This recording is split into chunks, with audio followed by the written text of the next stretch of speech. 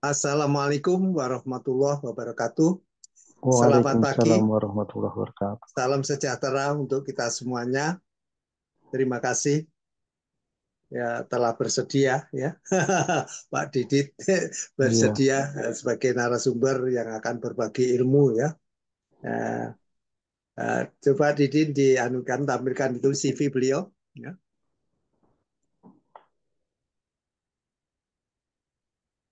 Benar, Pak. Saya coba. Benar.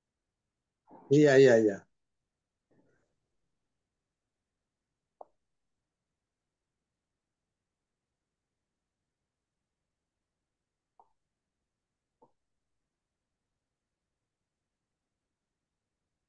Ibu-ibu, bapak-bapak semuanya, beliau ini adalah Bapak Didit Setio Nugroho. Beliau ini adalah memang S1-nya beliau adalah dari uh, Jogja, Pak ya, IKIP Jogja ya. Seni rupa, seni rupa, seni rupa IKIP Yogyakarta. Sekarang sih IKIP sudah nggak ada ya. Saya jadi iya, sekarang Jogja jadi jadi UNJ ya. iya jadi Jadi UNY. Iya, UNJ. Ya, kemudian dilanjutkan jurusan biologi di Universitas Bangun Nusantara. iya. Beliau itu banyak karya tulisnya ya, beliau banyak karya tulisnya ya. Kalau kita lihat dari awalnya banyak puisi, cerpen yang dimuat di Suara Merdeka, di majalah Trubus dan seterusnya ya. Bahwa ada juga 7 buku 7 buku cergamnya ya yang diterbitkan di 3 serangkai. Ini menarik sekali, sudah di perpustakaan Singapura. Kemudian cerita anak diterbitkan oleh Gramedia. Ya, bagus, masuk dalam kumpulan cerita anak-anak Asia Pasifik. Beliau juga pernah menjadi pemakalah ya, pada tahun 2001 yang bertopik Besengek Makanan Tradisional Wonogiri, legasinya dan prospeknya. Kemudian beliau juga pernah dikirim ke Penang, Malaysia untuk workshop pembelajaran IPA. Tahun 2013 menulis buku lagi mengenai kumpulan puisi yang top. Judulnya adalah Opera Tanah Liat. Tahun 2019 menulis buku lagi, kumpulan puisi Berhenti Menghitamkan Angin. Tahun 2019 menulis buku kumpulan Geguritan, Tipak-Tipak Tatu. Itu adalah ini komunitas sastra Giri Kawedar ya. Kemudian yang tahun 2019 juga ini kreatif Pak Didit ini. Ini bersama Pak Parpal Purwato dan Putri Bungsu menulis Suara Tiga Penyair Indonesia. Ya.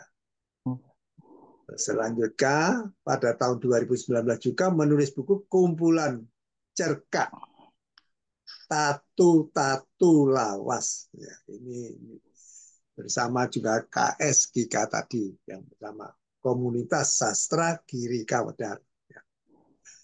Tahun 2020 bersama Budi Wahyono menulis buku kumpulan cerpen cerita pendek dengan judul Almarhum Selongsong Becak, ya, diterbitkan oleh Trigen Publishing.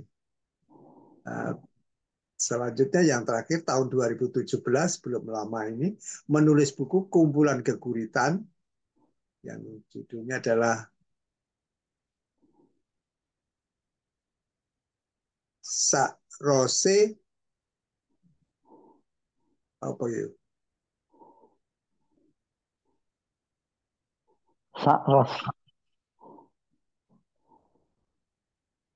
Iya iya iya.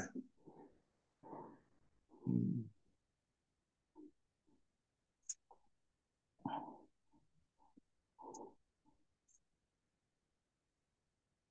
Kemudian tahun 2018 menulis buku novel Tamasya ke Masa Silam, diterbitkan Cipta Media Edukasi. Ya.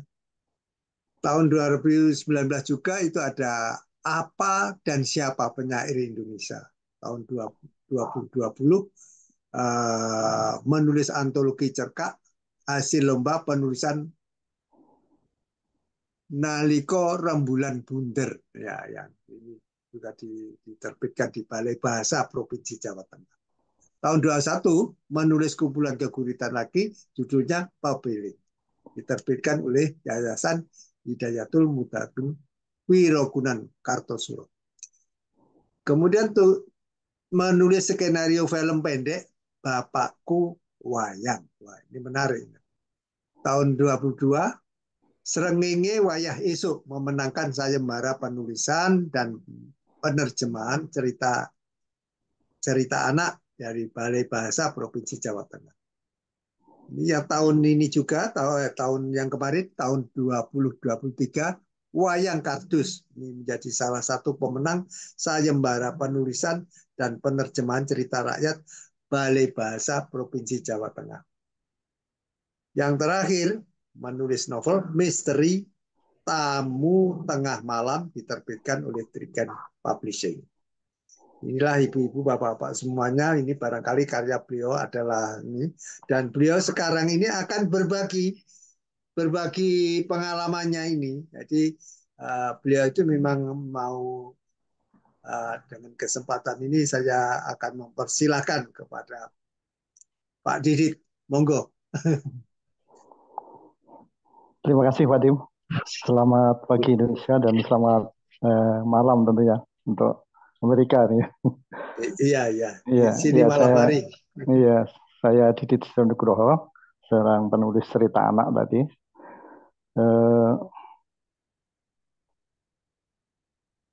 Ini saya akan memaparkan dengan bagaimana menjadi penulis profesional. Mengapa tidak ya? Nah, jadi saat ini gimana Pak Dim? Mohon maaf, ini jadi cerita rakyat apa jadi menulis cerita profesional yang kita anggap Ya, ini saja dulu. Nanti kita seling-selingilah. Oh, ini saja ya.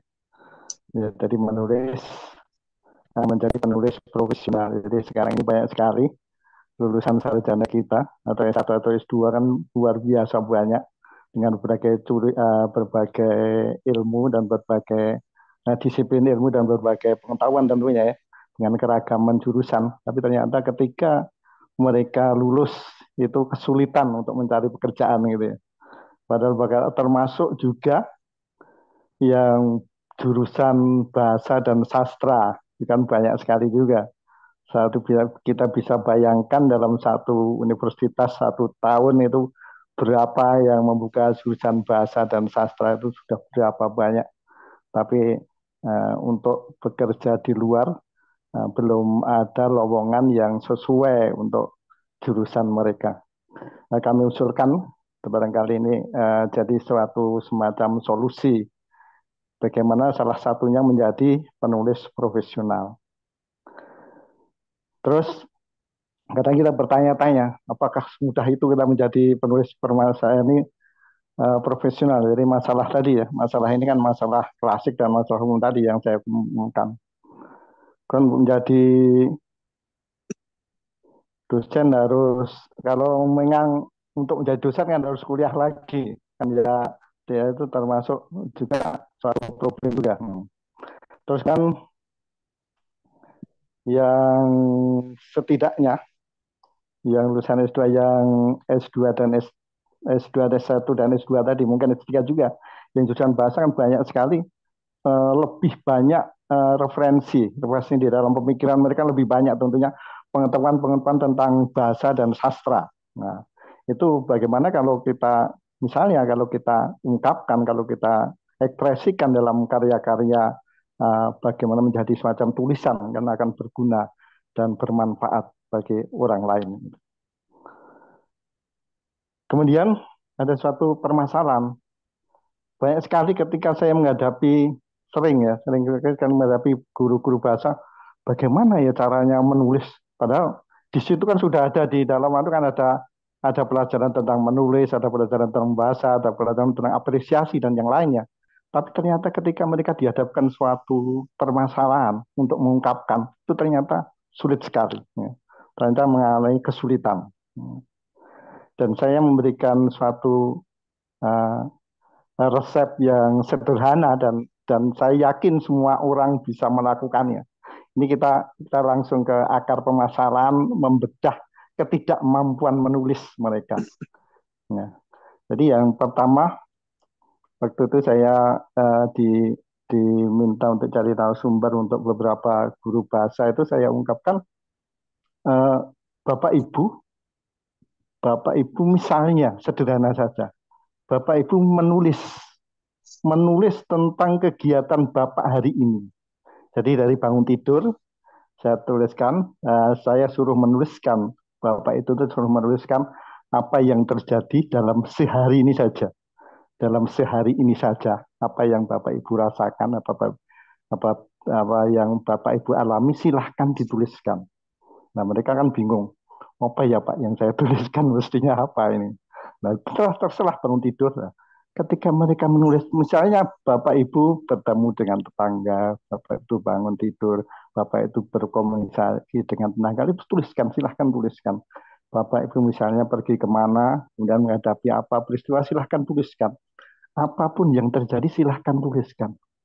Ketika nanti di dalam Bapak berinteraksi menulis, di dalam Bapak Ibu mengekspresikan, menulis apa-apa yang Bapak Ibu lihat, itu ternyata misalnya ketika kita berjumpa dengan seorang dan cerita, lah itu silahkan ditulis lagi, jangan berpikir tentang nanti gimana Pak, nanti kan jadi rusak tulisannya, enggak usah dipikirkan dulu. Nggak usah dipikirkan, Bapak berekspresi dulu, Bapak Ibu berekspresi dulu yang penting. Karena Bapak tulis saja semuanya. Nah, ternyata ketika kita menuliskan suatu itu, uh, ketika berjumpa dengan seorang, bukan hanya momen itu saja yang kita hadapi, ternyata ingatan-ingatan imajinasi karena akan memberikan suatu masukan yang luar biasa banyak sekali, dan ternyata itu tidak pernah habis. Luar biasa banyak sekali ternyata. Saya ini kok Bapak ini pernah cerita semacam ini. Saya misalnya teman saya juga pernah mengalami semacam ini. Nah, ini kan kita tuliskan. Semacam ini kita tuliskan. Nah, setelah semuanya terungkap, baru kita tata. Ya, jadi kita tata tulisan, tata bahasa itu kita manajemen supaya bagus. Nah, baru kita masukkan dalam beberapa karya. Ini masuk dalam karya-karya yang bersifat fiksi. Ini masuk dalam karya-karya yang bersifat fakta. Nah, kita bagi lagi. Ini faktanya misalnya apa? Wah, ini semacam ini. Oh, ya ini seperti ini, lebih bagusnya masuk pada laporan. Seperti ini, misalnya masuk dalam suatu catatan atau peristiwa yang dialami, silakan apa, perjalanan apa-apa, silakan. Kemudian yang masuk ini, wah ini ilmiah banget kelihatannya, kalau ini akan masuk dalam suatu penelitian, kan banyak sekali di situ. Dan yang kedua, ketika kita masuk, wah ini masuk kalau fiksi, kita masuk, oh ini masuknya ke cerpen, atau ini masuknya ke puisi, atau ini masuknya ke novel atau yang lain. Nah, banyak hal sekali yang bisa kita ungkapkan di situ. Mulai kita tertata. Terus Pak ini bahasanya, ada yang bertanya gini, Pak ini bahasanya kok awut-awutan itu. Coba kita pikir, jadi terus kemudian kita baru menseleksi. Jadi setelah sekian tulisan itu kita menyeleksi mana yang sekiranya baik dan mana yang sekiranya buruk. Kita seleksi kalimat-kalimat, apakah kalimat ini sekiranya menyinggung ras, apakah kalimat ini sekiranya menyinggung sara dan yang lain-lain. Nah, kita singkirkan. Semacam itu kita singkirkan dulu. Terus baru kita tata lagi, kita ulang lagi, kita edit lagi, kita baca lagi semuanya. Dan kita tahu aturan bikin, kan banyak Bapak Ibu kan sudah banyak mendapatkan semacam teori-teori di situ. Nah, kita ungkapkan bagaimana, oh ini semacam ini, seperti ini yang namanya puisi, seperti ini yang namanya cerpen, seperti ini yang namanya roman, seperti ini yang namanya novel, itu sudah jadi sudah tertata sedemikian rupa gitu ya. Terus kemudian yang eh, misalnya tentang yang bersifat penelitian, tentunya kita tidak dapat tanpa suatu referensi buku-buku kita masukkan, oh ini pernah semacam ini diungkap, pernah semacam ini ditulis, yaitu banyak referensi yang kita siapkan ya. Untuk hal-hal yang bersifat empiris, tentunya kita tidak ngawur, jadi ada referensi-referensi yang mendukung apa yang kita tuliskan, sehingga nanti dalam penulisannya itu bisa menyasar, jadi istilahnya tidak mengembang kemana-mana yang tidak bermanfaat bagi, tidak mengerucut pada tulisan atau pada apa pokok pikiran apa yang akan kita ungkapkan di situ. Terus kalau perlu dan itu mungkin lebih bagus ya, apabila kita itu menguasai beberapa bahasa Inggris atau bahasa ini yang bisa kita masukkan sebagai hal-hal yang lebih ketika kita menuliskan suatu kata mungkin lebih spesifik atau lebih spesifik apabila kita menggunakan bahasa dari aslinya. Nah, itu lebih menguatkan tulisan kita, memberi kekuatan pada tulisan kita. Terus kemudian setelah itu kita coba tulisan jadi, kita coba sekali kita coba kita kirim ke beberapa majalah yang sesuai dengan visi dari majalah itu ya. Jadi, apa fungsinya kita, apa pentingnya kita mengirim suaranya itu ke majalah? Itu kita sebagai tolok ukur, kuratornya kan mereka, redakturnya kan kuratornya. Jadi kalau oh ini kurang bagus, ini bagus, kan nanti kan ada dikembalikan biasanya untuk redaktur-redaktur yang baik itu ada catatan-catatan sendiri yang dari catatan-catatan itu kita bisa belajar lebih bagus lagi. Oh saya ini. Jadi jangan sampai kita setelah menulis kita lemparkan ke majalah kok ini tidak diterima atau itu tidak masalah. Bahkan sampai beberapa kali pun ketika kita menulis bahkan sampai teman saya itu bercerita ketika mengirimkan satu puisi saja itu sampai 26 kali. Dia itu sampai 26 kali ke majalah itu. Uh, terus sampai yang ke-27 baru diterima. Jadi perjalanan kan masih panjang. Jadi kita terus-menerus mengungkapkan, terus-menerus menulis itu ke beberapa majalah yang sesuai dengan visi misi majalah itu. Terus kemudian setelah itu, apabila beberapa karya kita masuk, karya kita dimuat, kita lihat lagi beberapa, terus baru kita merambah ke penulisan buku. Baru kita merambah ke penulisan buku. Jadi seperti ini ada mungkin agak catatan yang pribadi ya, tapi saya coba. Saya ketika menulis di 3 serangkai internasional di situ, saya melamarnya. Cara melamarnya itu karena itu tentang yang digarap itu ada proyeknya itu tentang dunia anak. Saya mengumpulkan beberapa tulisan saya yang sesuai dengan anak itu yang saya ingat dari majalah Kawanku, dari majalah Bubu, dari majalah terus saya scan, saya ajukan sebagai suatu lamaran bahwa saya ingin menulis buku anak sesuai dengan proyek yang dilakukan oleh 3 serangkai. Nah, ketika saya masukkan di situ, mungkin setelah ya keberuntungan luar biasa, itu terus saya dipanggil, dibuat silahkan Bapak, Bapak butuh berapa waktu untuk menulis proyek saya nih, ada kan penulisan buku tergam waktu itu ya. Terus saya sanggup, ini waktunya 1 bulan Pak, untuk meyakinkan redaktur bahwa saya mampu. Saya bilang saya butuhnya setengah bulan sudah jadi.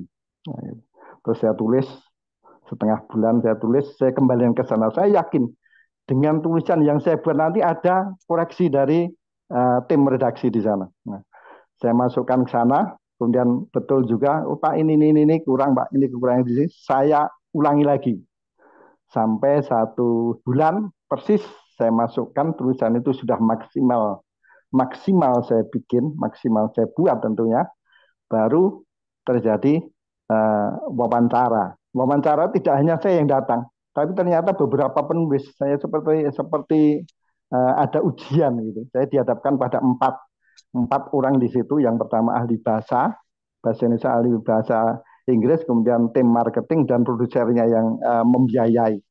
Nah, saya di situ ada wawancara satu persatu. Ingat saya waktu itu saya bersamaan dengan psikolog dari Jakarta. Itu luar biasa ketika saya itu sampai ada semacam ketakutan tersendiri ketika mendengar dari luar kan mendengar wawancara mereka tentang uh, cerita anak. Terus psikolog itu bicara tentang development of child, pakai bahasa Inggris luar biasa. Sampai saya gemetar tadi ya untuk maju ya udah gantian. Terus ada lagi yang penulis dari Bogor, ingat saya yang terakhir kan setelah beberapa seleksi akhirnya 3 yang masuk, terus wawancara lagi, terus saya masuk, terus setelah selesai saya baru masuk, saya ditanyai.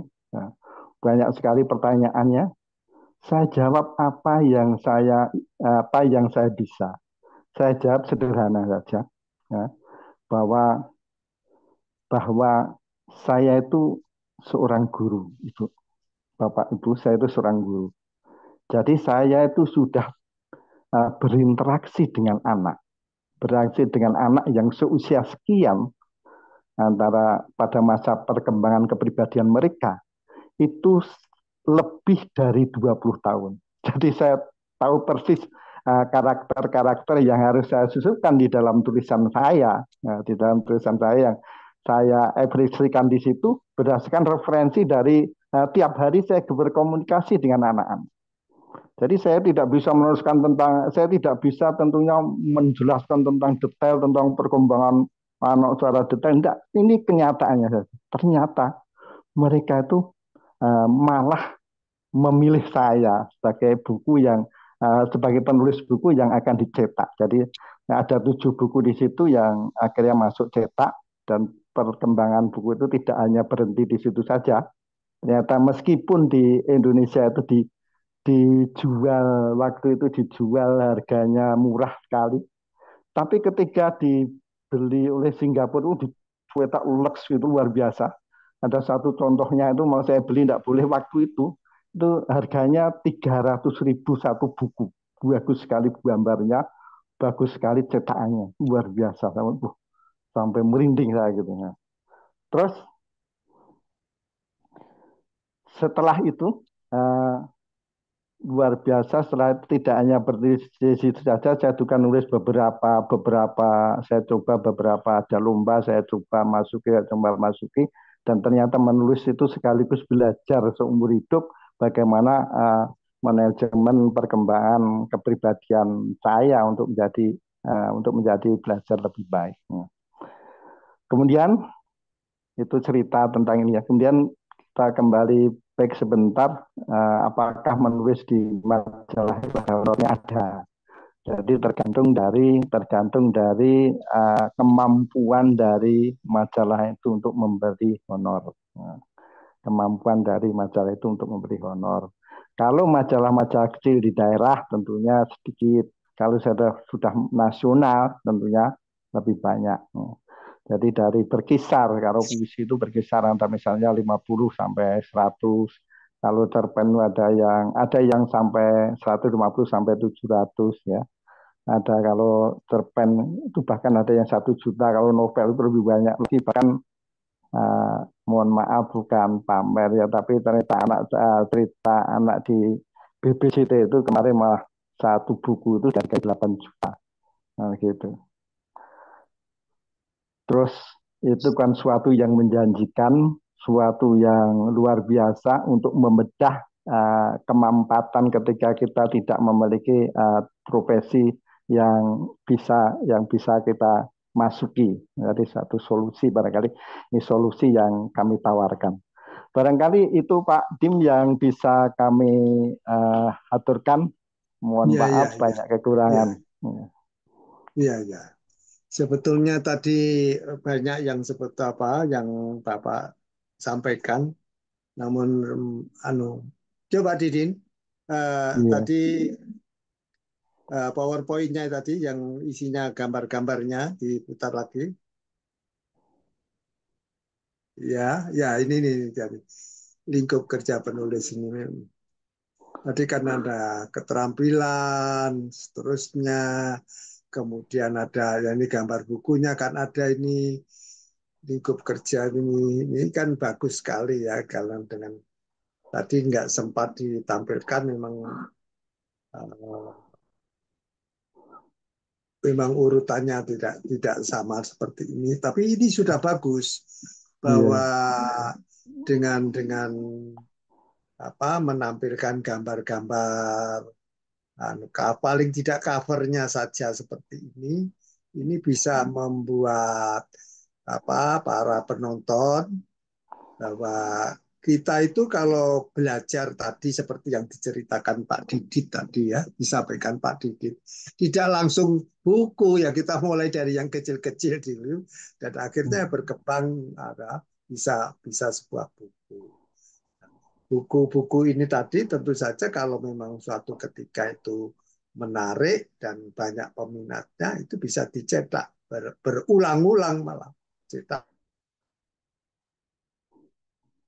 berulang-ulang dan inilah suatu kebanggaan bahwa kita itu hidup ya kita itu bisa dinilai orang itu apabila banyak manfaatnya bagi orang lain.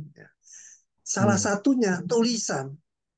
Tulisan ini bisa membuat orang itu mestinya kalau tidak membaca buku ini nggak tahu bahwa ini banyak petunjuk-petunjuk kehidupan. Banyak kehidupan, ada juga berupa keterampilan, apakah tadi itu bagaimana menulis menulis profesional, bagaimana menulis cerpen, bagaimana menulis puisi, bagaimana menulis novel, bagaimana menulis seorang biografi ya biografi itu menarik bila mana perlu kita juga harus memang banyak membaca jadi yang dibaca kalau perlu ya makin banyak membaca kita itu makin tahu bahwa ternyata di dunia luar itu orang menghitungnya itu dari banyaknya membaca makin banyak membaca dari situ bobotnya jadi bobot seseorang itu dari jumlah bacaannya. Makin Hmm. banyak kita membaca, kita itu makin tahu, oh diri kita ternyata makin banyak kurangnya juga gitu loh.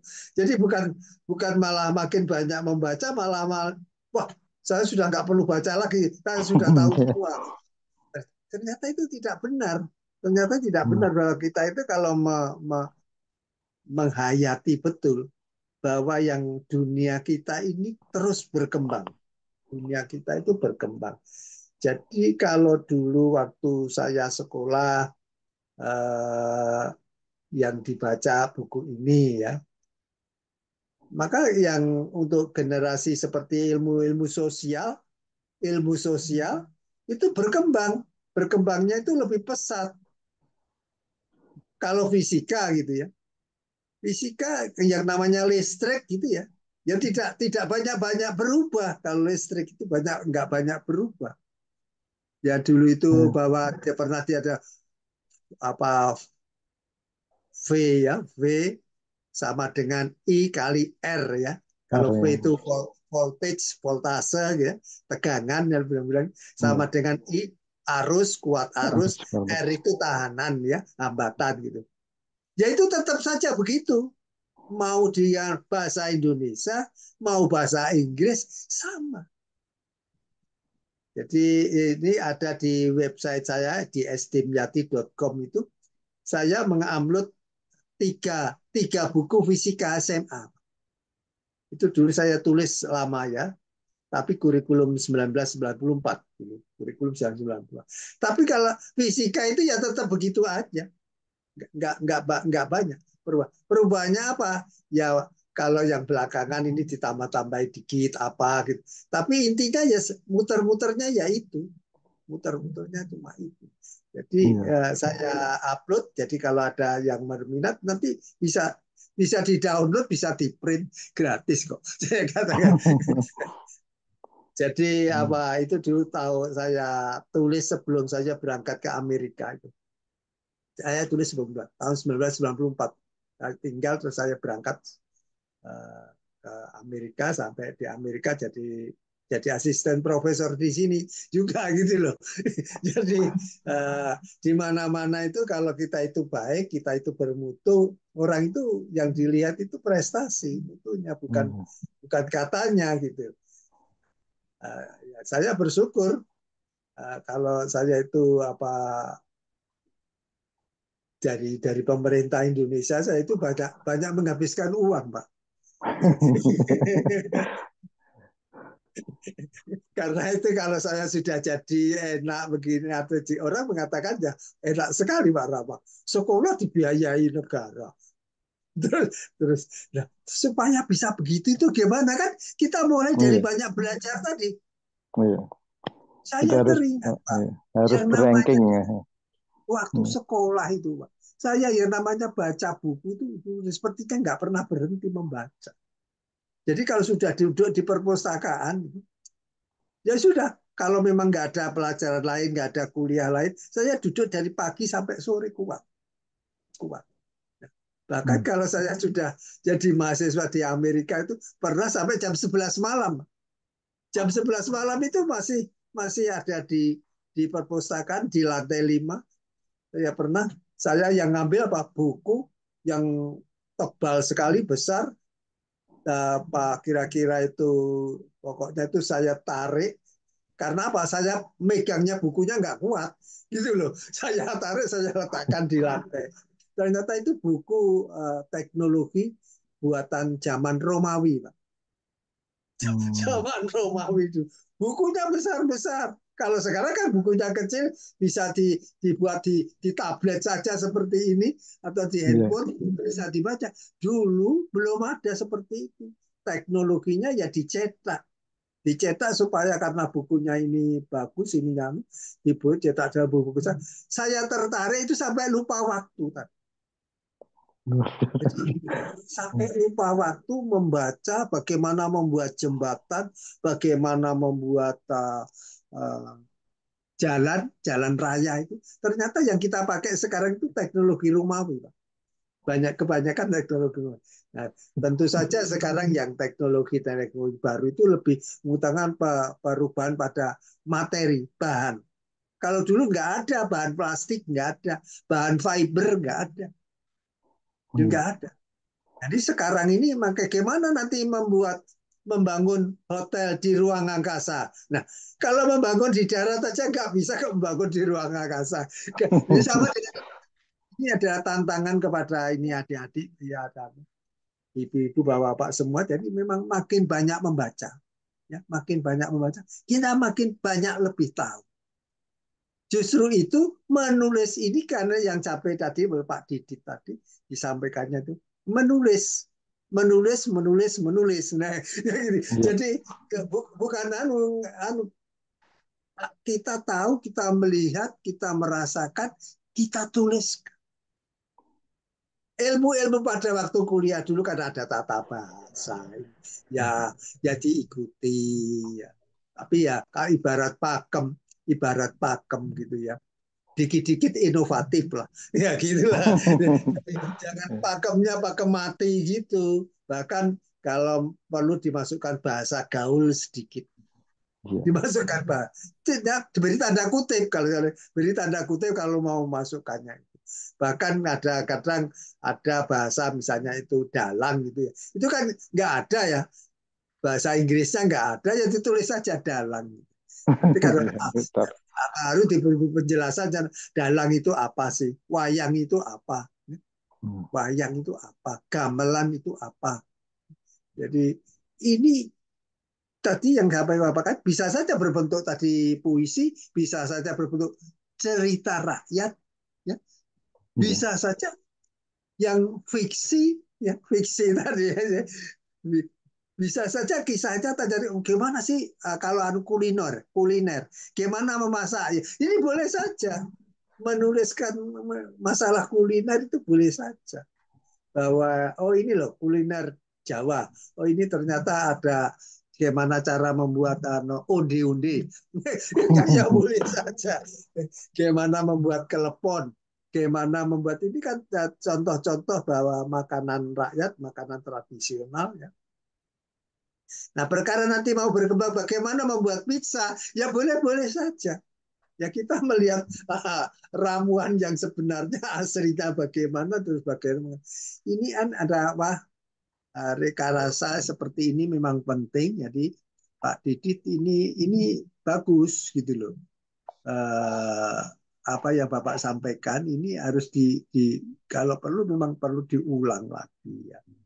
Diulang lagi gimana sih eh, memang kenyataannya manusia itu kalau diterangkan dengan bicara saja ya bicara saja Iya.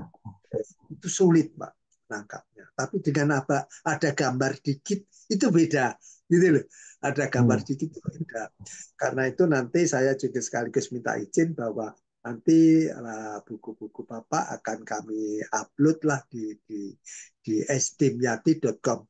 Jadi Iya, jenengan siap. di HP-nya itu kalau diketik saja sdimyati.com ya .com Iya. itu akan langsung keluar Iya. termasuk Tapi banyak yang penelitian, Pak. Saya apanya buka itu, banyak yang penelitian itu eh, oh di situ. iya ini kan karena apa ya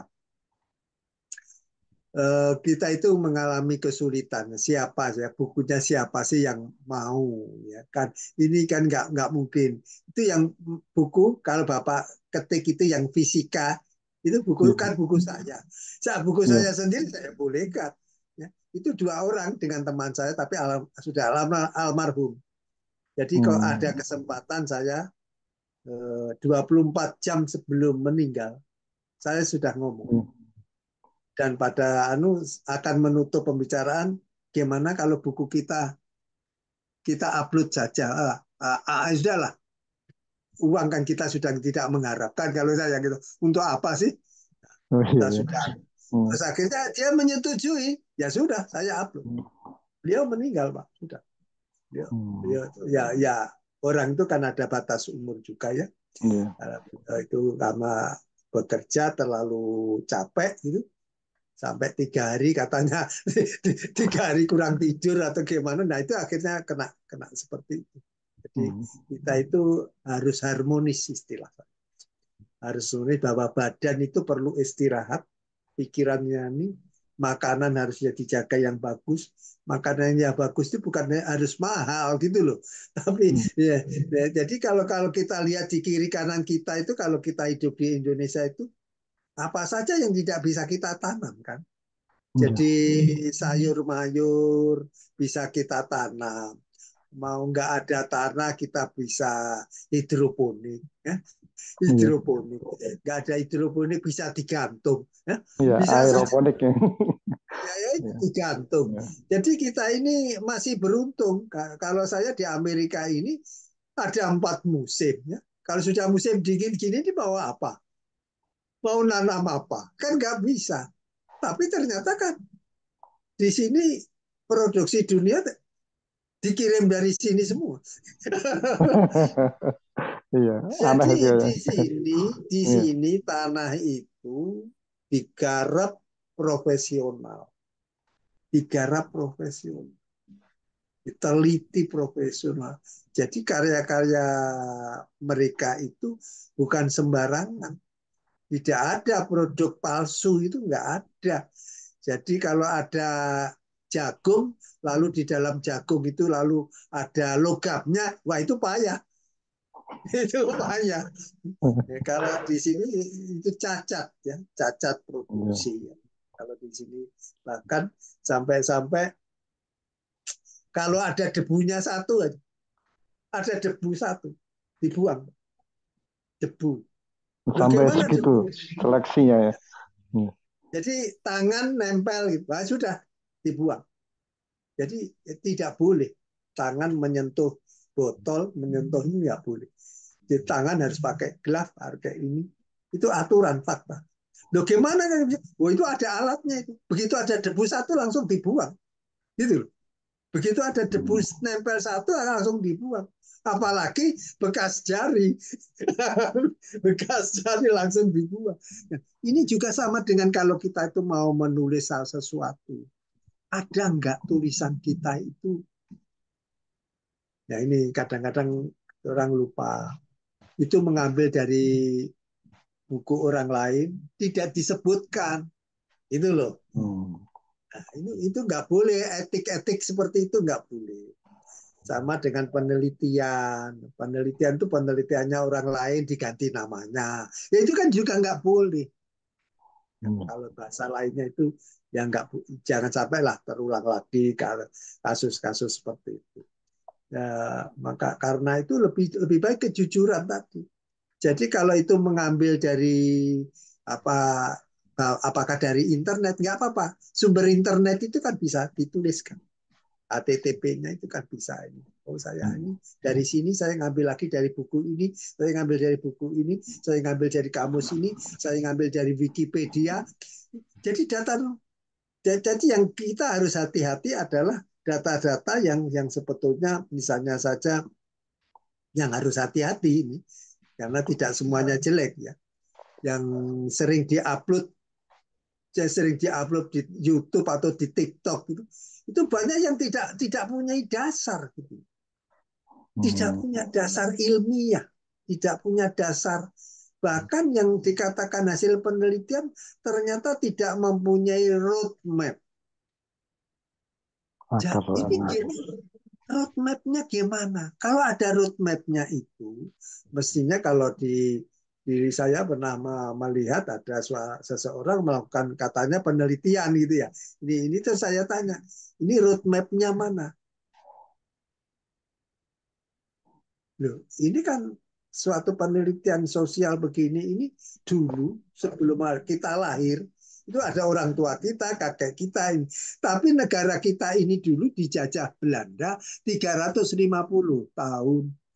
Jadi sudah dapat saya pastikan, bukan kira-kira, sudah saya dapat pastikan bahwa budaya kita ini lebih banyak sudah diteliti oleh Belanda.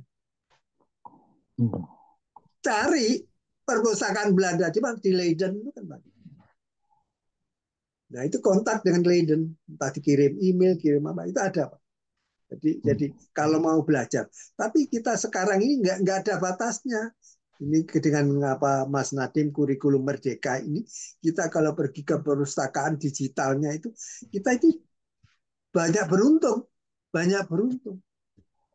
Kita bisa akses ya, kita aksesnya. Ini para ibu, bapak-bapak dan adik-adik semua.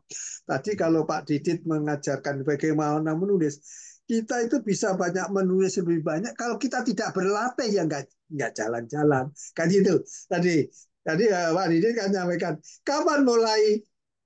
Ya sudahlah, pokok tulis saja dulu. Iya, Salahnya kadang-kadang ya berat nanti ya. diperbaiki, nanti salah diperbaiki.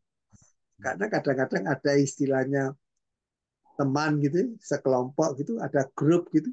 Itu satu nulis, coba sih cek.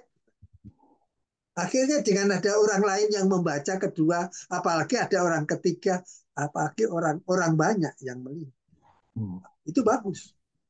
Artinya kita ada, kalau kita kadang-kadang, wah ini sudah bagus semua ini, nggak ada kesalahannya.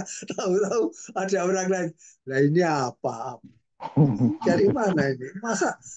Masa apa bahasa komunikasinya kok langsung ujuk-ujuk gitu. Kan mestinya ada transisi kan.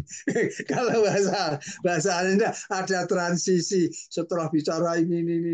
Nah, ini sebelum masuk ke generasi berikutnya, bab berikutnya atau itu kan ada bahasa transisinya. Nah, ini kan kalau tidak dilatih, nah ini kan jadi orang yang membaca itu nggak suka gitu.